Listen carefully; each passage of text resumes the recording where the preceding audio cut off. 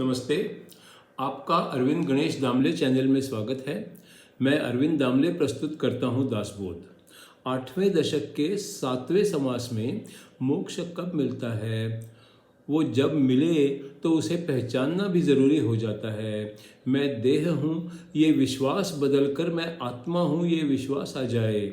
खुद की सोच के कारण ही हम सब जन्म मरण पाप पुण्य आदि के चक्कर में फंस जाते हैं। धरती पर जो होता है उसके हिसाब से हम जो अच्छा कहते हैं वो करते रहते हैं, पर वो भी कर्म ही है और उसके फल को मन से जब तक त्याग नहीं देते तब तक वो फल भोगने के लिए फिर से जन्म लेना ही पड़ता है। अगला जन्म मानव का कब मिलता है और किसी और योनि में कब मिलता है ये भी बताया गया है। अच्छे फल की कामना भी छोड़ देना सबसे कठिन है। गलत सोच के कारण हम खुद ही खुद के शत्रु बन जाते हैं। कोई इच्छा रह जाती है। सभी इच्छाओं का त्याग सत्संग से ही संभव है। स्थूल सूक्ष्म कारण महाकारण ये मानव के देह होते हैं। विराट हिरण्य अव्याकृत मूल प्रकृति ये देह ब्रह्मांड के होते हैं। जीवात्मा शिवात्मा परमात्मा निर्मलात्मा ये 4 आत्मा होते हैं। ये सब नाम हैं और वास्तव में सब एक ही होते हैं। आप पसंद करें तो इस चैनल को सब्सक्राइब करें, लाइक करें, शेयर करें और बेल आइकॉन दबाएं। दशक नंबर 8 समास नंबर 7 मोक्ष लक्षण। श्रोता ने था प्रश्न किया, मोक्ष कितने दिन में मिलता है? सावधान हो सुनिए श्रोता, उत्तर मुझको देना है। मोक्ष को पहचाने कैसे? मोक्ष किस चीज को कहते हैं? संतों के साथ रहने से मोक्ष कैसे मिल सकता है? बद्ध का मतलब बंधा हुआ, मोक्ष मुक्ति को कहते हैं। संत संगति में वो होना सुनिए कैसे संभव है? मैं जीव हूँ ये पक्का विश्वास, बरसों तक हमने पकड़ रखा। इस विश्वास ने हमको अपने चंगुल में जकड़ रखा। साधु पुरुष की संगति में विवेक विचार समृद्ध होता। देह बुद्धि के बंधन से फिर वो व्यक्ति मुक्त होता। मैं जीव ही हूँ ऐसा विश्वास अनेक कल्पों से रखता था।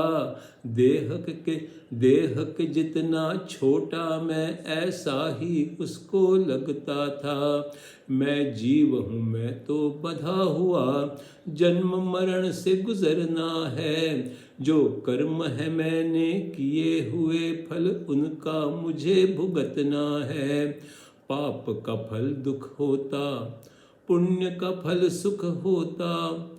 लेकिन पाप पुण्य का फल भुगतना तो सबको पड़ता। पाप पुण्य दोनों ना छूटे, ना गर्भवास छूटता है। कल्पना ऐसी करके हम उनको दृढ़ करते जाते हैं।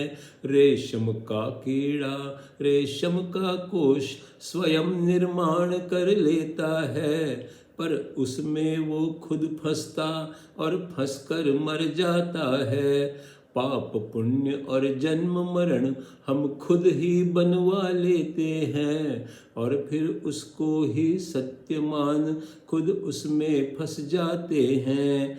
अज्ञानी जन ईश्वर को पहचान ही नहीं पाते हैं।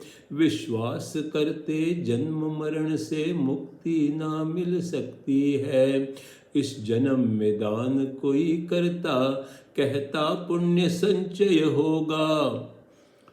अगला जन्म तो कम से कम सुख से कटना संभव होगा। पूर्व जन्म में ना दान दिए, इसी से गरीबी आई है। भविष्य में कुछ मिले इस हेतु अभी से कुछ करना है। पुराने कपड़े दे देते, तांबे के पैसे देते और सोचते कि भविष्य में कोटि गुना वापस आते। कुशावर्त और कुरुक्षेत्र में जाकर दान दे आते हैं, आशा करते अगले जन्म में कोटि गुना मिल जाते हैं।